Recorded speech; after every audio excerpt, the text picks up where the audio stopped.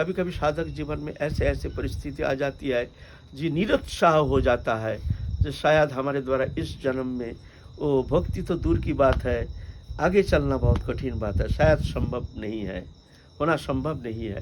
लेकिन ऐसा नहीं, आचरण करके दिखाने के लिए आते हैं। तो रूप गोस्वामी पाद, सनातन गोस्वामी पाद आदि सब आए हैं, जुग जुग में आते हैं।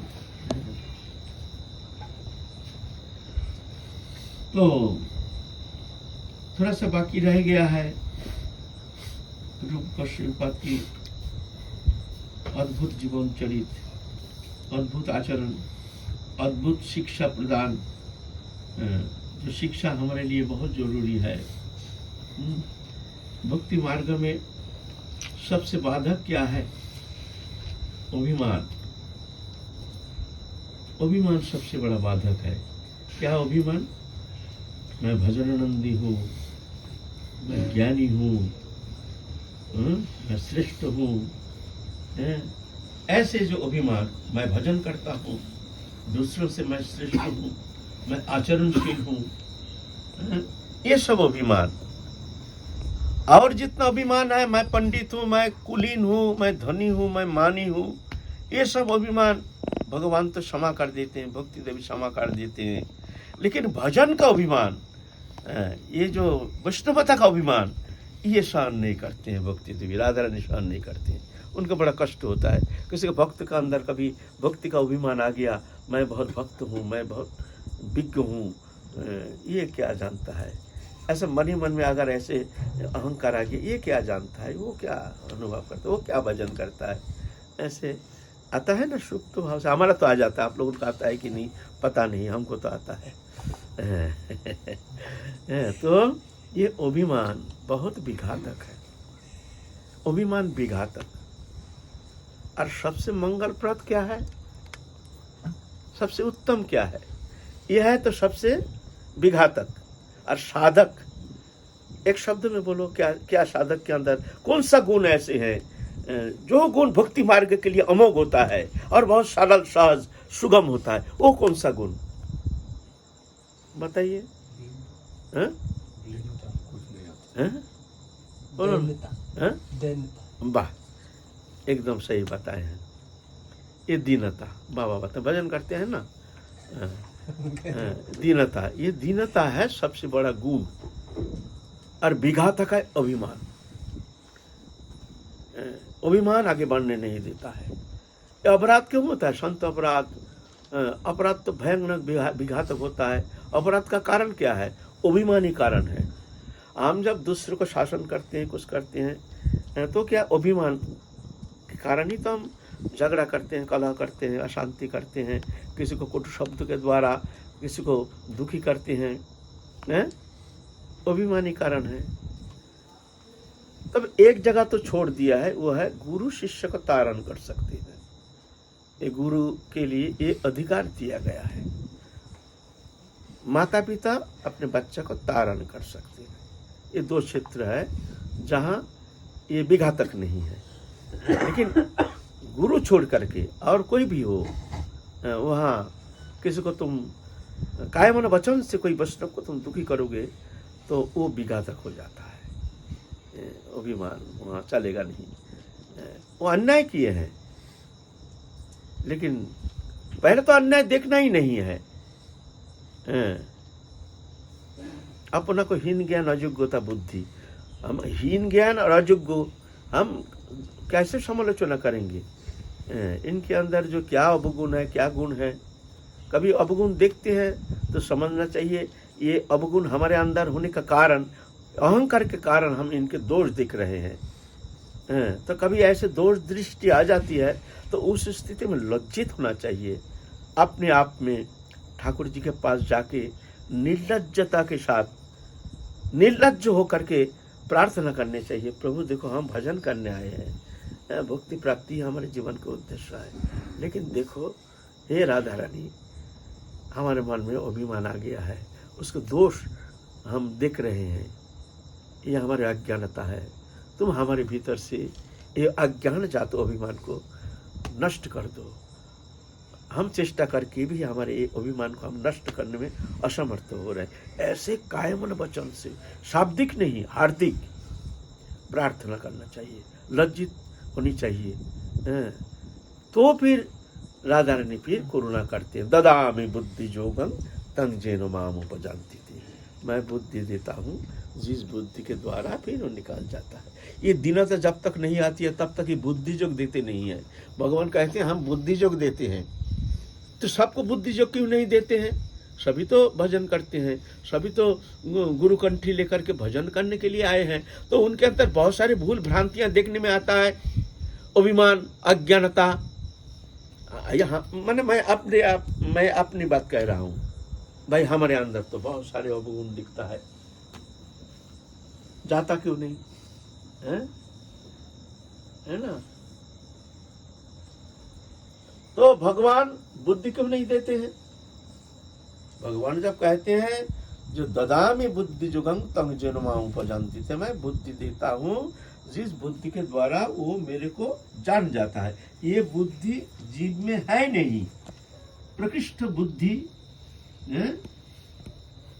ये बुद्धि जीव में है नहीं, बहुत अभिमानी जीव, बहुत अभिमानी, कुछ प्राप्ति हुई नहीं, कुछ मिली नहीं, उसमें कितना बड़ा अभिमान आ जाता है। भजन का अभिमान, साधुता का अभिमान, जटा उटा धारण करके, कंठी मोटी मोटी कंठी माला पहन करके अपने आप को बड़ा, मैं अपने आप को कह रहा हूँ, मैं किसी को नहीं कह रहा हूँ, अपने को बड़े साधु मान रहे हैं। ये सब विघातक है। ये कुछ, ये इसमें क्या है? इसमें कुछ मिलेगा नहीं, कुछ मिलता नहीं है ना? तो ये अभिमान सबसे बड़ा विघातक होता है। सपने में नहीं देखे पर दोषा, सपने में भी किसी को दोष देखते नहीं है। तो भगवान बुद्धि जो क्यों नहीं देते हैं? सबको तो भगवान कहते हैं ददामि बुद्धि जुगं। तो हमारे अंदर ये अज्ञानता, अभिमान, ये जाता क्यों नहीं? तो क्या शास्त्र में झूठ बोला है जहां हम बुद्धि देते हैं? हमारा बुद्धि है नहीं, निर्बुद्धिता के कारण ही तो हमारे ये पतन, हमारे अभिमान। तो बोलते ऐसे नहीं, बुद्धि तो देती हैं, लेकिन भगवान कहते हैं तुम तो अपने आप को बुद्धिमान मान रहे हो ना, तुम तो मान ही रहे मैं बुद्धिमान हूं, मैं जानता हूं, मैं समझता हूं। तो ठीक है, तुम्हारी बुद्धि के द्वारा चलो, जब देखोगे हमारा बुद्धि काम नहीं करता है तो हम मेरे शरण में आना, फिर हम बुद्धि देंगे तुमको। अरे प्रभु, हमारे बुद्धि के द्वारा अब चलना संभव नहीं है, अब तुम हमारे बुद्धि को धारण करो। हमारे ये माइक बुद्धि, ये बुद्धि के द्वारा अनंत काल कोशिश करें कि भी हम तुम्हारे चरण सानिध्य में पहुंचना हमारे द्वारा संभव नहीं है। अगर ऐसा होता तो ना जाने कब पहुंच जाते। तुम हमारी बुद्धि का शोधन कर दो, तुम हमारे हृदय में बैठो।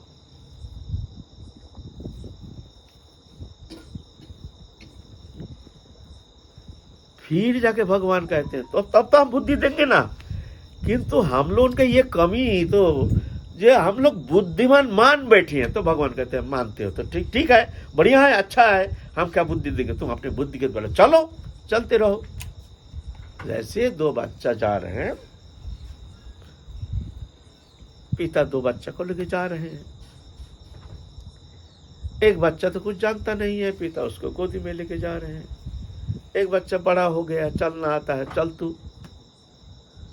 ऊपर में एक हवाई जहाज जा रहा है कि हेलीकॉप्टर जा रहा है, तो पिता का हाथ पकड़ के जा रहा था, और गोदी में बच्चा है, एक छोटा बच्चा कुछ जानता ही नहीं, वो हाथ ले तेरे पापा पापा पापा पापा देखो देखो, और हाथ पकड़ के जा रहा था, वो पापा देखो पापा दो, तो हाथ पकड़ के जा रहा था, वो हाथ छोड़ दिया, ठोकर लग करके गिर गया, बड़ा चोट लग गया। और गोदी में जो बच्चा है वो गिरने का कोई डर नहीं, क्यों हाथ पकड़ के जा रहा था, वो पिता को धारण करके जा रहा था अपने बल पर, हाथ छोड़ दिया, गिर गया। और छोटा बच्चा जो बाबा पिता जो बच्चे को धारण करके रखा है, उसका गिरने का डर नहीं है ना। तो साधक जब अपने को समझदार मानते हैं तो भगवान कहते हैं ठीक है चलो तुम कोई बच्चा जैसे, चलो तू चल, पैदल चल। और जो जानता नहीं है बोलते तू आजा मेरी गोदी में। हैं?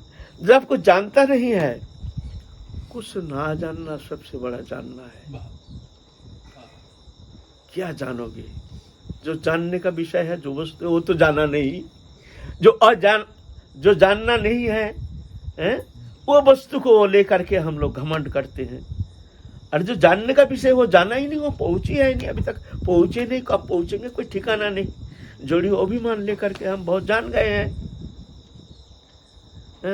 तो झंझाट ही जानना बड़ा झंझाटिया काम है। भक्ति मार्ग में ना जानना, जो छोटा बच्चा कुछ जानता नहीं है, माँ हर समय उसको गाइडेंस देके रखता है, गोदी में लेकर खिलाता है, पिलाता है, सुलाता है, अपने पास सुलाता है, कहीं जाता है लेके जाता है। कुछ जानता नहीं, इसलिए वो बच्चा जब बड़ा हो जाता है तो फिर छुट्टी। फिर बच्चा भी बड़ा हो जाता है ना, तो माँ के गोदी में बैठ नहीं सकता है। बड़ा है ना, बड़ा जो हो गया वो माँ की गोदी में कभी बैठता है? अरे इतना बड़ा हो गया, माँ की गोदी में कैसे बैठेंगे? माँ भी अगर गोदी में बड़ा हो गया, अभी इतना बड़ा हो गया, गोदी में बैठता है। बड़ा हो गया ना, माँ भी गोदी में, लेकिन आनंद नहीं आता है।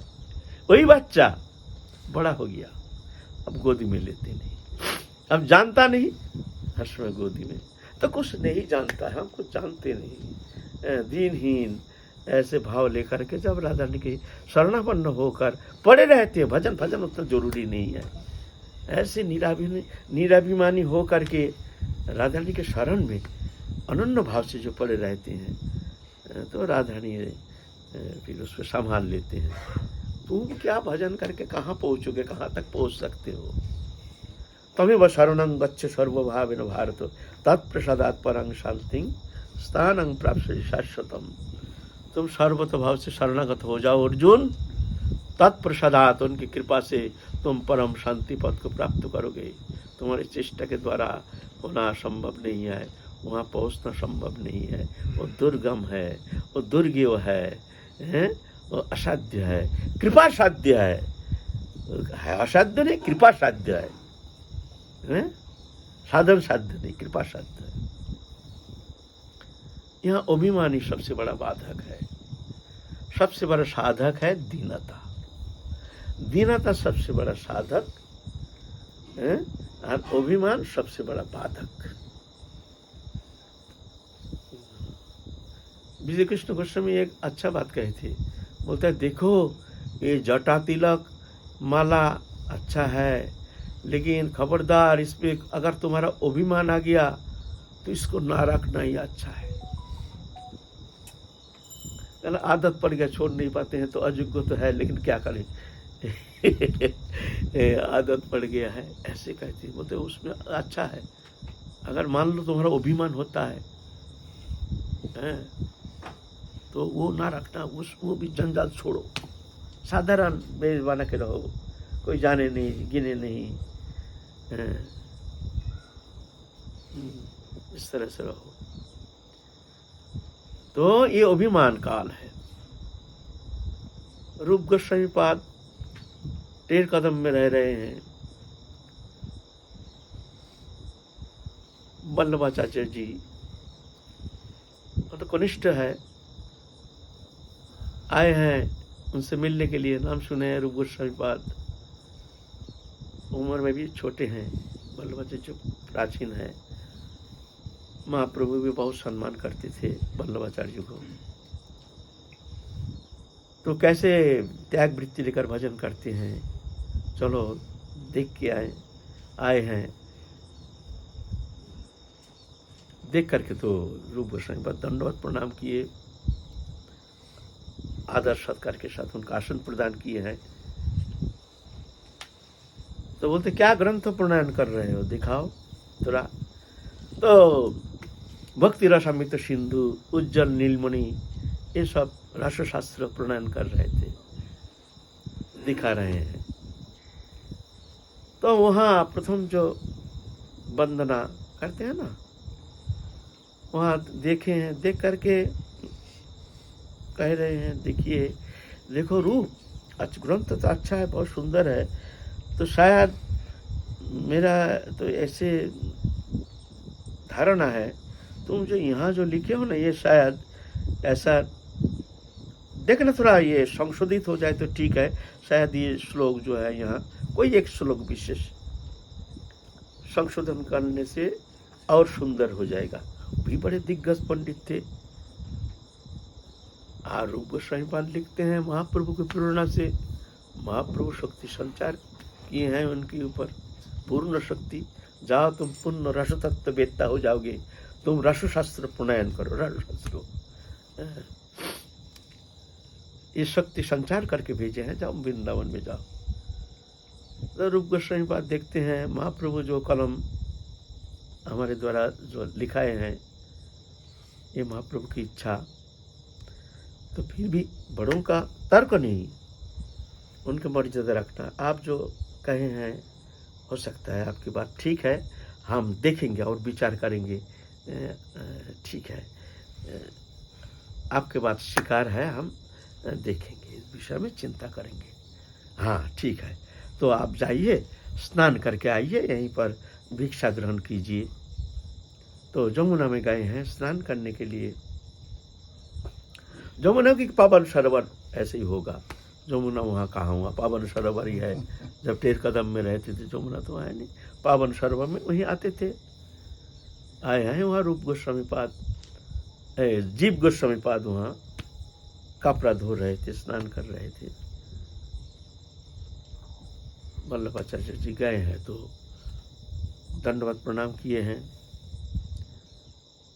तो जीव गोस्वामी पाद को जानते नहीं थे, तो देखे वैष्णव तेजपूर्ण बपू, बहुत सुंदर दिखने में, अल्पो उम्र, बहुत अच्छा लगा। बात करके बड़ा आनंद आया। तुम कौन हो, कहाँ से, गुरुकरण, कहाँ तुम्हारा गुरुस्थान नहीं, जो टेर कदम में रहे हैं, आप जिससे मिल के आए हैं वो हमारे गुरुदेव हैं।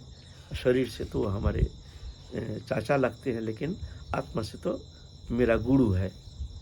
अच्छा, बहुत सुंदर, बहुत सुंदर। फिर वहाँ बात में वो आलोचना, जो ग्रंथ लिखे हैं वो तो ग्रंथ प्रणयन किए हैं, बहुत सुंदर, अच्छा है, दिव्य ग्रंथ है, बहुत सुंदर है। लेकिन एक जगह थोड़ा सा ऐसे हमको खटका लगा। हम बोल गए हैं रूप गोस्वामी को, जो तुम उसको देखना, संशोधन करना। तो जीव गोस्वामी पर तो बड़ा पंडित थे, सारा भारत में उस समय उतना बड़ा पंडित, ऐसे विद्वत जन कहते हैं, जो जीव गोस्वामी के पहले उतना बड़ा पंडित पहले था नहीं और भविष्य में होगा नहीं। ये अखंडानंद जी थे, जो है ना, ऐसे ही कहते थे, उसे साक्षात सरस्वती उनके मुख से ऐसे श्लोक निकालते थे। रूप सनातन भट्ट रघुनाथ आदि जितना महाप्रभु के पार्षद छोटे थे, लेकिन कोई सिद्धांत के लिए जीव को बुलाते थे, जीव को बुलाओ, जब अटक जाता था कहीं सिद्धांत में, बुलाओ जीव को, जीव निरूपण करते थे, सबको मान्यता प्राप्त हो। तो बोलते हैं आप कहाँ, कौन सा श्लोक में आपने भूल दिखा? तो बोलते हैं ऐसे भूल ना, ऐसे हमारे मन में लगा शायद वो संशोधन करने से और सुंदर होता, ऐसे भूल नहीं है। तो बोलते ठीक है, आप बताइए वहाँ क्या आपको खटका लगा? तो बताए हैं, वहाँ शास्त्र सिद्धांत के द्वारा अच्छी तरह से समझा दिए हैं, जो आप क्षमा कर दीजिए, मैं जितना समझता हूँ उसमें कहीं भूल है नहीं। अगर हमारे शब्द में कहीं भूल है तो आप आदेश कीजिए, हम भूल क्षमा स्वीकार कर लेंगे। तो विद्वत्ता देख करके वल्लभाचार्य जी का दिमाग घूम गया। इतना छोटा बच्चा, 17-18 साल होगा, इतना बड़ा विद्वान, माने ऐसा कोई शास्त्र नहीं है जो जानते नहीं है। उस वही मनसी गंगा के पवन सरोवर के किनारे बैठ करके ही बहुत सारे शास्त्र चर्चा हो रहा था। बहुत प्रसन्न हो गए, धन्य हो, धन्य हो। महत्पुरुष है ना, महत्पुरुष क्या होता है, वो कभी अपने को छोटे नहीं मानते हैं, बाहीन नहीं मानते हैं। वो अगर कोई भूल हो, कोई गलती हो, कोई दिखा देता है तो प्रसन्न हो जाते हैं। ये महापुरुष का ये लक्षण है। बहुत प्रसन्न हो गए तो बहुत सुंदर, बहुत सुंदर, बहुत भाग्यशाली हो तुम, तुम्हारी विद्वत्ता देख करके हम बहुत प्रसन्न हो गए हैं, बहुत आशीर्वाद किए, तुम्हारा कल्याण हो, तुम्हारा मंगल हो। राजीव गोस्वामी पाद भी उनका चरण स्पर्श करके समाचाचना किया। हमारे मुख से अगर कोई शब्द अगर ऐसे निकल गया हो, अमर ज़्यादा कोई शब्द निकल गया हो तो ना ना बेटा ठीक है, ठीक है, ऐसा नहीं। ये हमारी शायद ऐसी कुछ खटका लग रहा था, लेकिन तुम जो कहे हो तुम ठीक कह रहे हो। तुम ठीक कह रहे हो। अपमान नहीं समझा, समझते ही नहीं। ये तो तर्क वितर्क नहीं है। जहाँ छोटा सा भी भूल अगर कोई दिखा देते हैं तो प्रसन्न हो जाते हैं। ये नहीं भूल नहीं दिखाते तो हमारा भूल रह जाता। ये कितना अच्छा काम किया है, देखो हमारा अंदर जो भूल है, ये भूल को ये दिखा दिया। नहीं तो भूल रह जाता हमारे भीतर। तो महापुरुष ऐसा देखते हैं, उनका नजरिया ऐसे है कि ये हमको अपमान कर दिया, हमारा, हम इतने बड़े हैं, उम्र में इतने बड़े हैं, हम इतना बड़ा, ऐसे भाव नहीं वहाँ ये सब भावना है नहीं। ये सब बड़े निम्न स्तर की भावना है। ये भाव ये चलता नहीं है भक्ति मार्ग में, ये चलता नहीं है, इसका कोई स्थान ही है ही नहीं।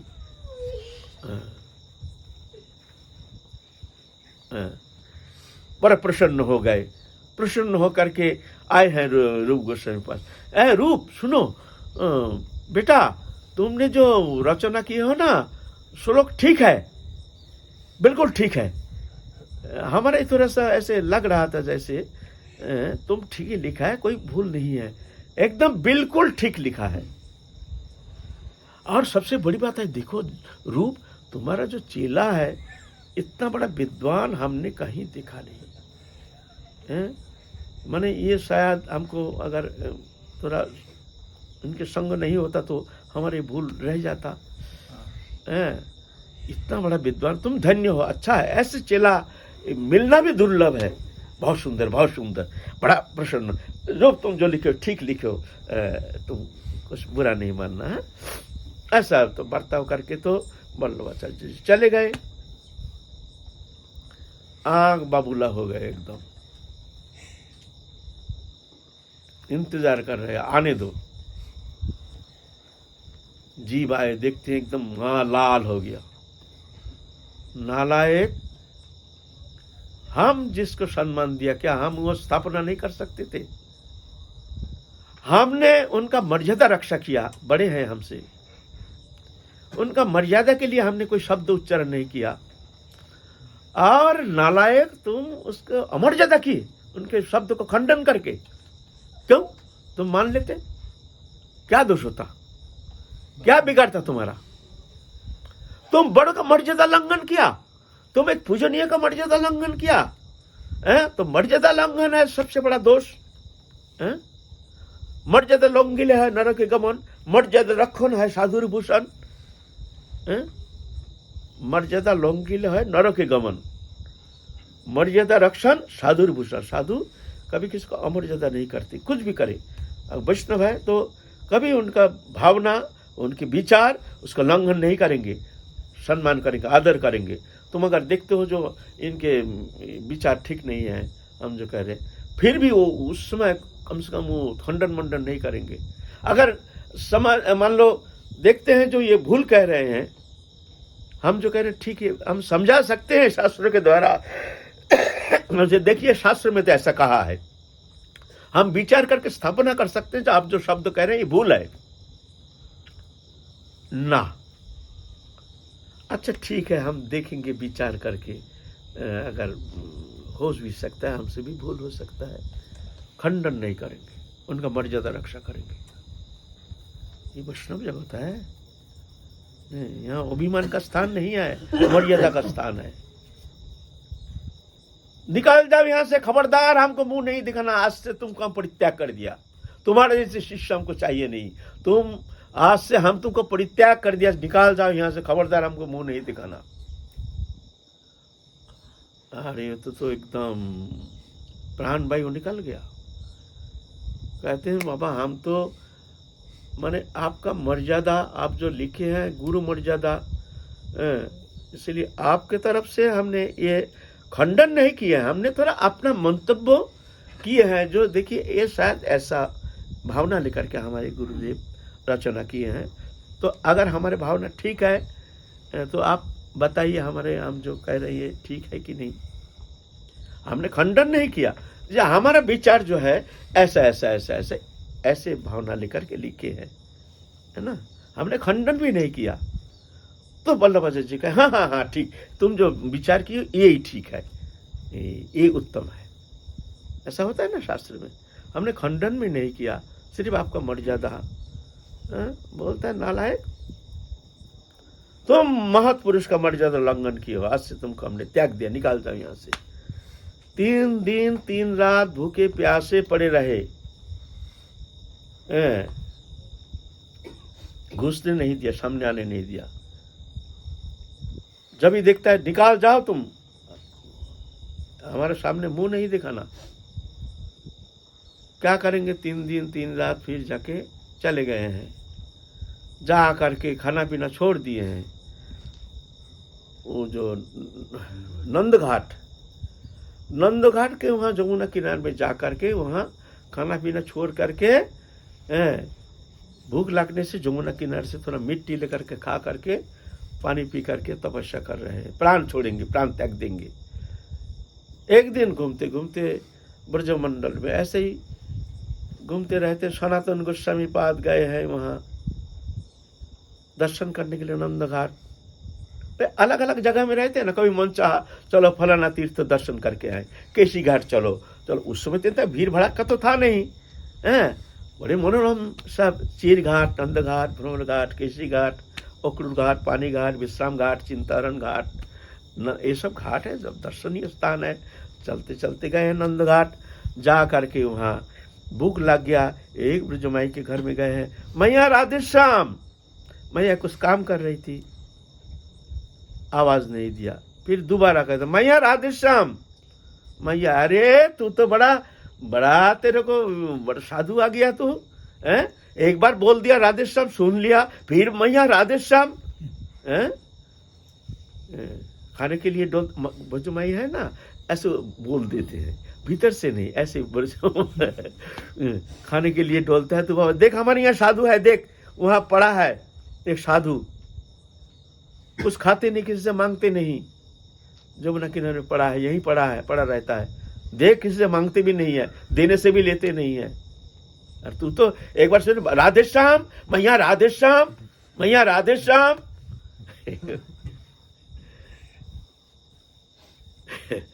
फिर हंस दिया मैया, नहीं बेटा ऐसा नहीं बाबा, ऐसा नहीं, तू ले। ऐसा आदर से भी बोलते हैं, ऐसा नहीं, कभी खराक भी बोलते हैं तो बड़े प्रेम से बोलते हैं ब्रजमाई। अब मन में लग गया भाई यहाँ कौन सा बड़ा साधु है, ब्रजमंडल में जितने साधु संत सब तो हम जानते हैं, ऐसे इतना बड़ा साधु कहाँ से ब्रजमंडल में आ गया, जो खाते पीते नहीं है, जमुना किनारे में पड़ा है।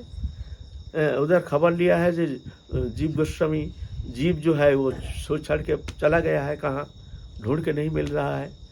तो जाके जमुना किनारे में देखने के लिए गए, कहाँ है वो साधु बाबा। साधु बाबा वो मिट्टी खाए खाए के पेट तो फूल गया, इतना बड़ा हड्डी हड्डी हो गया, लकड़ी लकड़ी शरीर, दाढ़ी उड़ी बढ़ा लिया, केस बढ़ा लिया, कौन काटेगा, उदासीन हो गया। पहले तो मुंडी तो मस्तक, अब दाढ़ी उड़ी बढ़ा लिया, ऐसे काला हो गया, माने पूरा बदल गया चेहरा। तो जा करके दंडवत किए, महाराज दंडवत। फिर वो तो देखते हैं हमारे ताऊ जी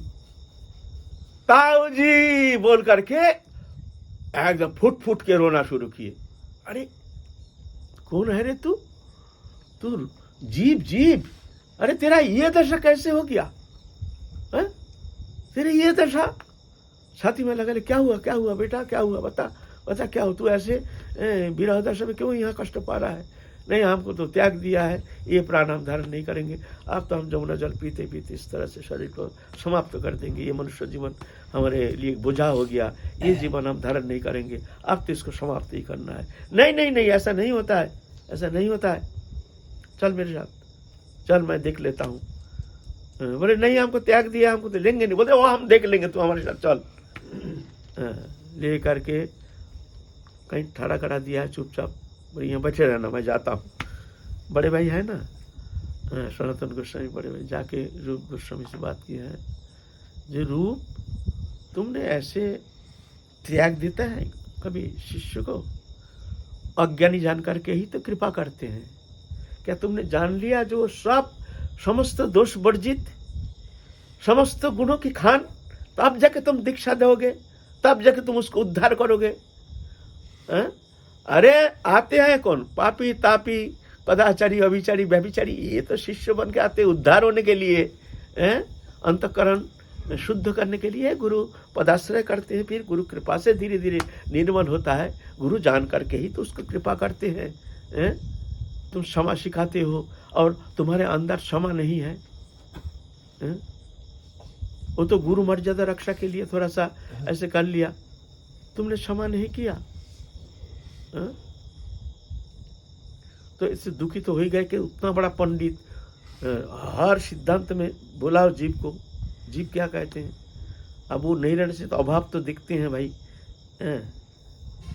तो बोलता है भैया मुझसे तो बड़ा भारी भूल हो गया, दिमाग थोड़ा गर्म हो गया, ज़्यादा गर्म हो गया, तो मर्यादा लंघन सहन किया नहीं गया, इतना बड़ा मर्यादा लंघन, इसीलिए हमने तो डांट दिया। अब क्या करूं भैया, कहाँ चला गए जंगल में ब्रज में, अब कहाँ ढूंढेंगे।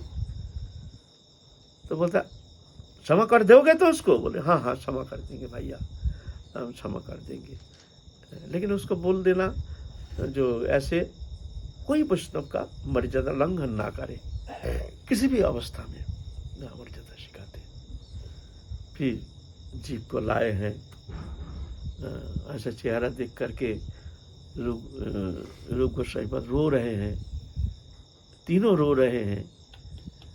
जीव गोस्वामी रो रहे हैं, रूप गोस्वामी रो रहे हैं, सनातन गोस्वामी रो रहे हैं, छाती में भर लिया है। तीन रत्न त्रिरत्न मिलन हुआ है। फिर जा करके सब मीमांसा कर लिया, अब नहीं तो कहीं नहीं जाना और ऐसा नहीं करना है। ये विघातक है साधु के लिए, वैष्णव के लिए। किसी का मर्यादा लंघन करना, कोई वैष्णव का, कोई वैष्णव क्या, कोई मनुष्य, साधारण मनुष्यों में भी जो वैष्णव है साधु है, किसी का मर्यादा लंघन नहीं करते हैं। हमारे धर्म ऐसे शिक्षा देते हैं। यह है हमारे सनातन धर्म। अहिंसा सत्यम अस्त्यम शौचम सत्यम एवं च एतत् समशिकं प्रत्य धर्मस्य पंच लक्षणम। ये धर्म का 5 लक्षण, अहिंसा सत्यम अस्त्यम शौचम संयमम, ये शिक्षा देते हैं हमारे धर्म। ये फाउंडेशन है, ये फाउंडेशन जहाँ है वहाँ धर्म है। यह है धर्म, अहिंसा सत्यम अस्त्यम शौचम संयमम। और भगवत उपासना है परम धर्म। धर्म है फाउंडेशन, इसके ऊपर गठन होता है उपासना, परम धर्म। परम धर्म क्या है? सबई पुंसंग पर धर्म जत भक्ति पदक सजे। जुगल किशोर चरण में जो प्रेम भक्ति, वो है परम धर्म। ये धर्म वह है परम धर्म। इसके बाद पहले धर्म आचरण करना सीखो अगर भजन करना चाहते हो, क्योंकि इस फाउंडेशन के ऊपर तुम्हारा वो उपासना जो है वो मंदिर बनेगा। फाउंडेशन नहीं है तो मंदिर बनेगा नहीं, गिर जाएगा। हमारे मंदिर बनता नहीं है, उपासना होती नहीं है, भक्ति होती नहीं है। कारण क्या है? हमारे फाउंडेशन जो है वो बना नहीं, उसमें बहुत गलत रह गया है। अहिंसा सत्यम अस्त्यम शौचम संयमम एतत् समशिकं प्रत्य धर्मस्य पंच लक्षणम। ये जहाँ है भजन उपासना जो है परम धर्म, वहाँ बहुत जल्दी बनता जाएगा, तुम बहुत जल्दी पहुँच जाओगे, है ना।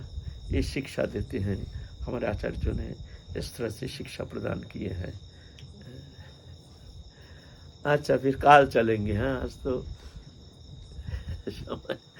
राधे श्याम।